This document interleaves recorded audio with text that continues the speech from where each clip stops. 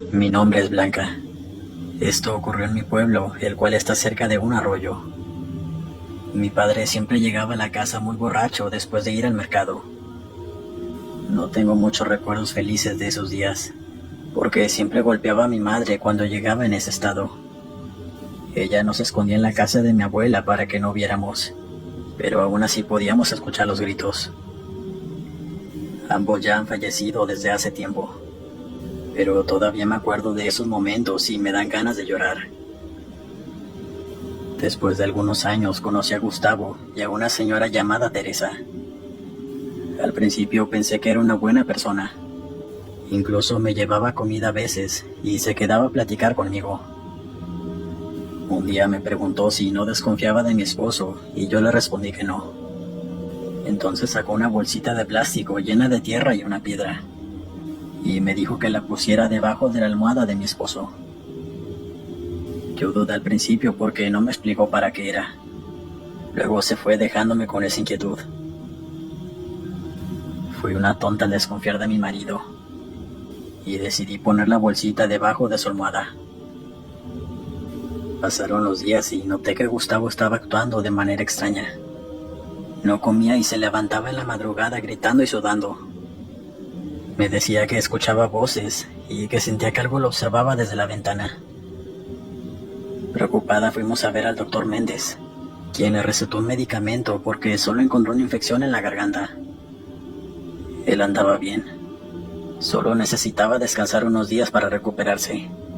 Así que se quedó en casa 2 días, todo el tiempo durmiendo.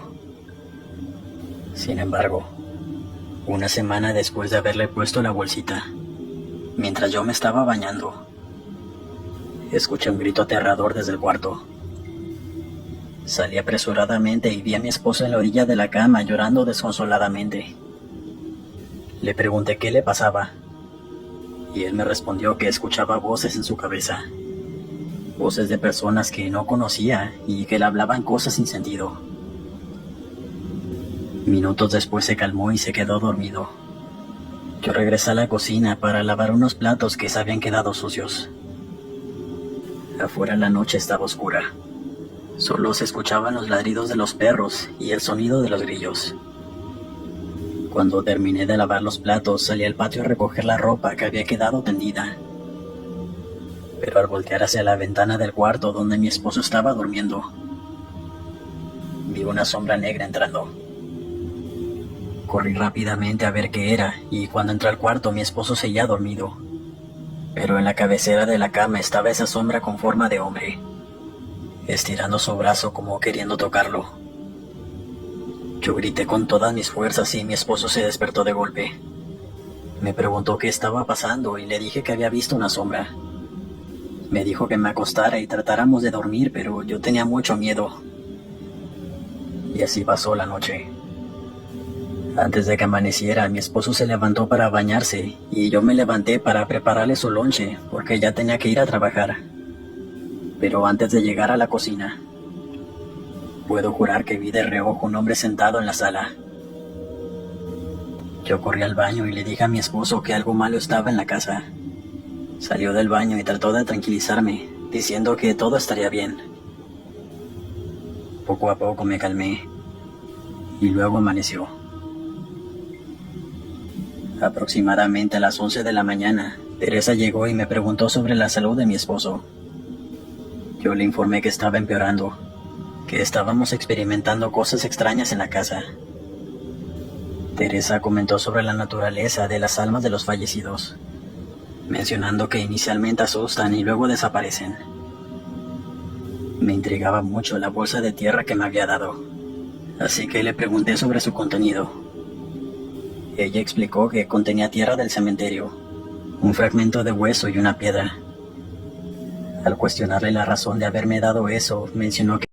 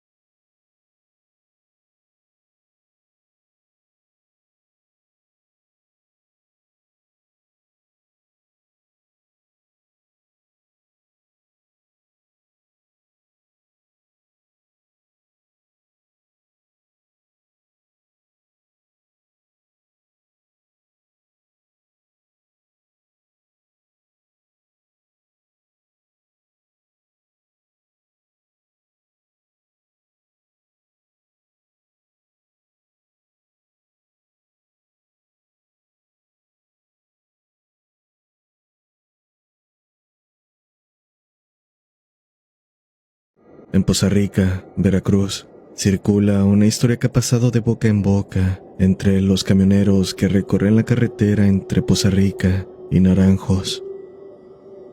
Mi tío, mi padre y mi padrino, quienes se dedican a este oficio, siempre me han contado la misma historia sobre un suceso extraño que ocurre en esa ruta. En dicha carretera hay una avenida muy larga que, al final, tiene una curva difícil de ver, especialmente de noche. Según cuentan, entre las 3 y las 4 de la madrugada es común que aparezca una mujer pidiendo aventón.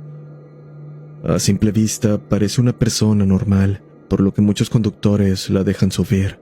Y aquí lo inquietante es que, después de pasar la segunda curva, la mujer desaparece sin dejar rastro. La creencia popular dice que, si la has visto y no la levantas, en la siguiente curva, en lugar de que ella se baje, el que desaparecerá serás tú. Por esta razón, los camioneros siempre advierten que, si te encuentras con esa mujer, debes detenerte y darle un aventón para evitar un destino fatal. Es una historia que ha perdurado con el tiempo y que muchos conductores que transitan por esa carretera siguen contando con respeto y misterio, como una advertencia silenciosa para quienes viajan de noche a la ruta. Así que, con el tiempo, yo también terminé dedicándome al mismo oficio. Aunque tengo estudios, pues cursé una preparatoria técnica y terminé la universidad, siempre me llamó la atención lo que hacía mi padre, por lo que terminé siguiendo sus pasos. Así, un día mientras realizaba un viaje hacia esa misma región, me tocó vivir algo que jamás olvidaré. Era de madrugada, alrededor de las 4:30, cuando me encontraba recorriendo la larga avenida que lleva a las curvas de las que tantas veces me habían hablado. Afuera estaba completamente oscuro, el camino solitario y silencioso. Fue entonces cuando vi a una señora mayor al borde del camino. Tenía la piel pálida, ojos muy oscuros, y por lo que alcancé a ver, llevaba una bufanda de lana tejida a mano alrededor de su cuello. Sostenía un bolso, también tejido a mano, adornado con rosas de colores. Sin pensarlo mucho, tragando saliva, me detuve y abrí la puerta del tráiler. La mujer subió al primer escalón, agarrándose con dificultad de la puerta para no caer. Le pregunté hacia dónde iba, a lo que respondió que necesitaba llegar al centro de Poza Rica. «Está bien, suba», le dije. «También voy para allá». Me ofrecí a ayudarle con su bolso, pues parecía muy pesado, pero ella simplemente lo colocó a su costado y cerró la puerta con calma. «Buenas noches, hijo», me dijo con su voz tranquila. «Buenas noches, doña», respondí mientras retomaba el camino. Mientras avanzábamos, la señora comentó lo difícil que debía ser trabajar de noche, cosa a la que yo asentí, agregando que a veces podía ser muy pesado. Entre pláticas, la observé en varias ocasiones de reojo. No podía evitar preguntarme qué hacía una mujer sola a esas horas en un lugar tan peligroso. Esa carretera es angosta, oscura y está rodeada de barrancos. Además, la inseguridad que se vive en la zona la vuelve aún más peligrosa. Debo agregar que para mantenerme despierto entre viajes, suelo llevar el aire acondicionado al máximo. Por cortesía, le pregunté a la señora si tenía frío. Ella negó con la cabeza, asegurando que estaba bien. Por un momento dejamos de hablar, y creo que ese fue el momento en que todo se tornó más extraño. O tal vez fue cuando pude notarlo. El aire se volvió pesado. El ruido del motor y el aire acondicionado era lo único que rompía el silencio de la noche. En medio de esa atmósfera inquietante, la señora dijo: «¿Qué tienes, hijo? No te asustes, no te voy a hacer nada». No, no es eso, le respondí con nervios. Ya sabe, esta ruta suele ser peligrosa, sobre todo por las curvas. Ella solo asintió. Cuando nos acercamos a la segunda curva, giré el volante con precaución, sin perder el camino de vista. Al voltear hacia el asiento del copiloto, la señora ya no estaba.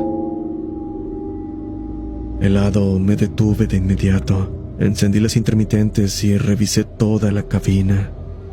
Las puertas seguían cerradas con seguro, las ventanas arriba, y aún así, la señora junto con su bolso había desaparecido. No había rastro alguno de su presencia. Aún incrédulo, llamé a un compañero para pedirle que revisara las cámaras del camión, esas que la empresa instala para monitorear los viajes.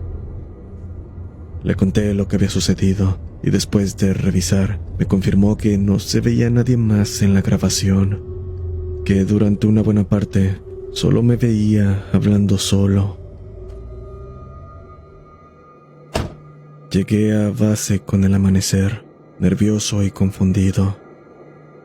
Al verme, mis compañeros solo se rieron y con tono burlón me dijeron: ¿A poco se te subió la señora? Sus risas no hicieron más que confirmar lo que ya sospechaba. No era el único al que le había pasado. Entonces confirmé las historias de mi padre, tío y mi padrino. Ahora yo también tenía mi propia experiencia con la misteriosa mujer de las curvas de Poza Rica. Desde aquel día, cada vez que viajo solo, siempre llevo un peluche en el asiento del copiloto, ya que está la creencia de que si llevas algo en ese lugar, ni un ente se te subirá. Sin embargo, hay veces que cuando paso esa curva, quito el peluche por si acaso se me vuelve a aparecer. En la actualidad, cada vez que comparto esta historia con otros compañeros, encuentro nuevas versiones. Algunos dicen que la mujer vestía de blanco, mientras que otros aseguran haber visto a una joven en vez de una anciana. Un viejo conductor me confesó una vez que intentó mirarla a los ojos por el espejo retrovisor, y al hacerlo, vio un reflejo vacío, sin vida. Me pregunto si se trata de la misma aparición o de distintos espíritus que acechan la carretera. Aunque lo cierto es que nadie puede negar que algo extraño sucede en ese tramo de la ruta, y aunque intento convencerme de que fue solo una alucinación, producto del cansancio, cada vez que paso por ahí, siento que alguien me observa desde la oscuridad.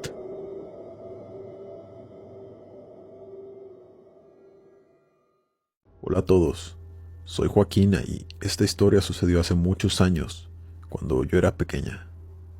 Yo vivía en un pueblo cerca de Guadalajara, con mis padres y mi hermano mayor Pedro.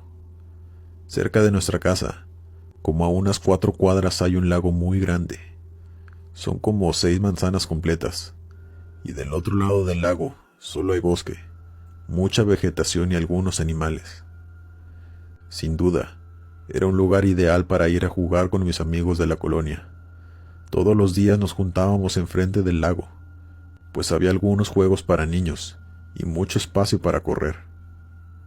Pero tenía un lado oscuro, pues todas las noches, cuando el sol estaba casi oculto, al otro lado de ese lago, muy al fondo del bosque, se juntaban unas mujeres. Prendían una fogata y hacían todo tipo de rezos y cantos muy extraños.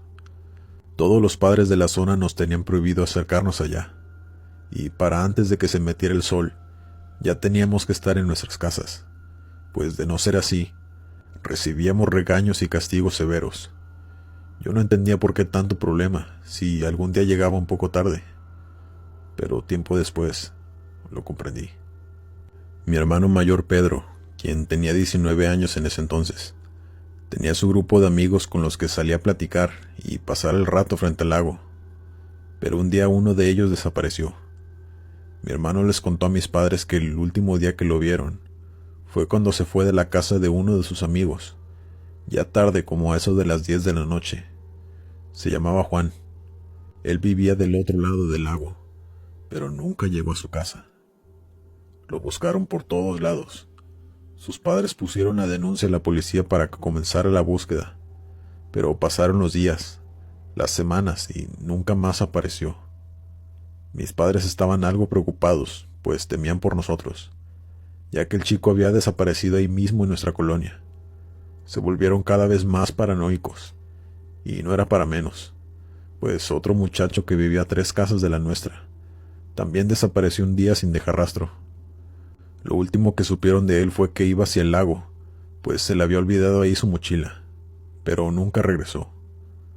Todos los vecinos estaban preocupados, pues los muchachos que desaparecían eran ya mayores y de complexión robusta. ¿Quién podría habérselos llevado?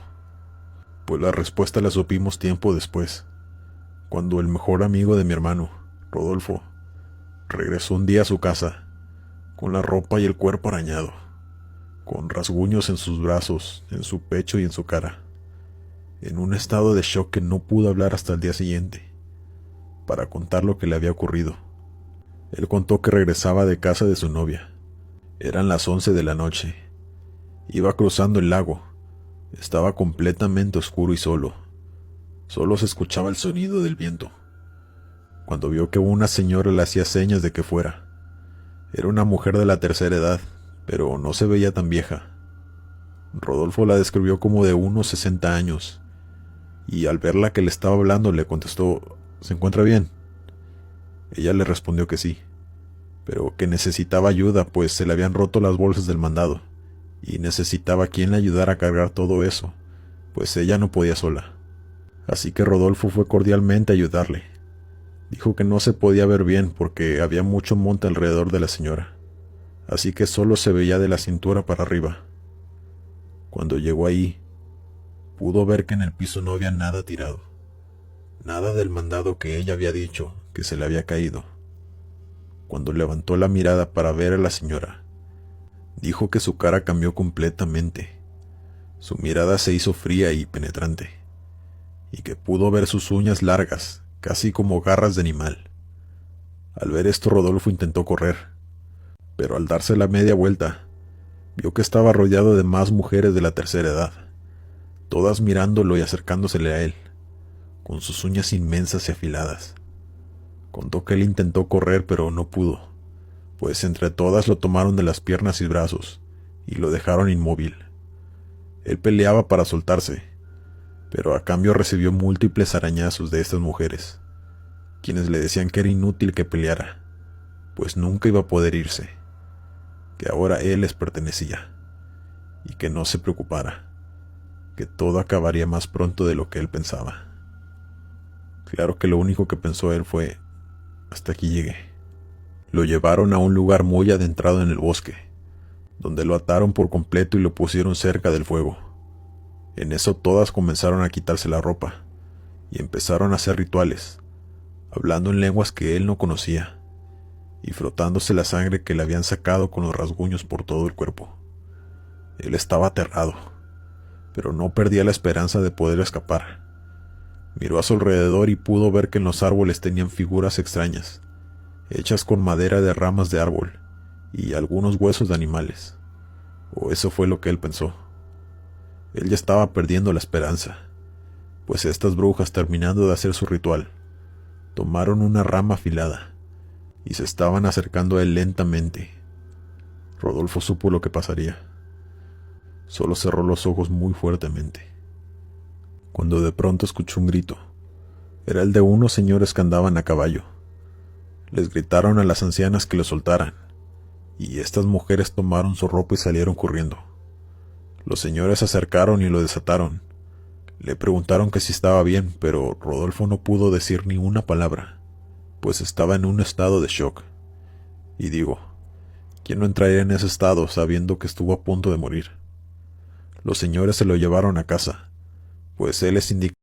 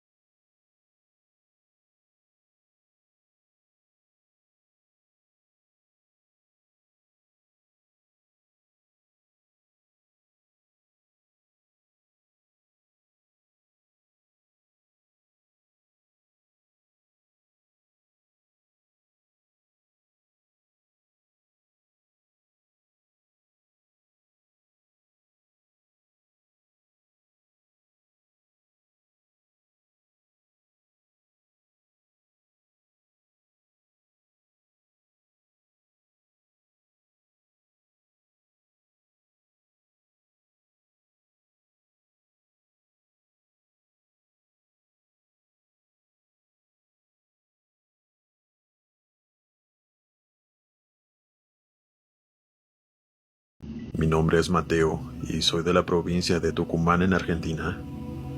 Esto que te voy a compartir me ocurrió una noche, después de pasar un buen rato jugando fútbol con mis amigos.